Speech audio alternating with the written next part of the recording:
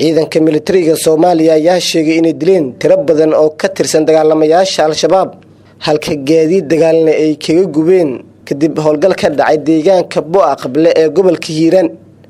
howlgalkan oo xalay fiidkii dhacay ayaa waxaa sameeyay ciidanka Danab waxaana ay sheegeen militariga Soomaaliya inay ku dileen tiro badan oo ka tirsan dagaalamayaasha kooxda Al-Shabaab.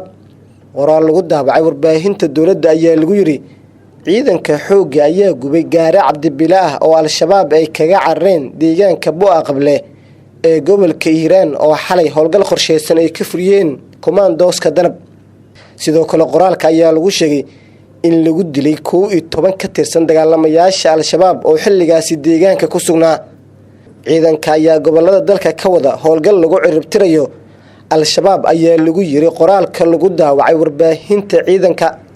howlgal qorsheysan oo xalay fiidkii ka dhacay deegaanka Bu'a Qable oo iska kaashadeen ciidanka dawladda qaybahooda kala duwan waxa u suurta gashay in saacado ay la wareegaan gacan ku haynta deegaankaas oo muddo sanadaha ay ku sugnaayeen dagaalamayaasha Al-Shabaab.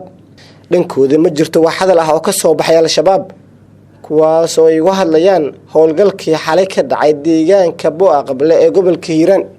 u doona Somali Sudanese Hospital daryeel daweyn iyo dhaqaatiirtii khibradda lahayd ee dibadda loo aadi jiray bartilmaameedka Somali Sudanese waa badqabka bulshadeena.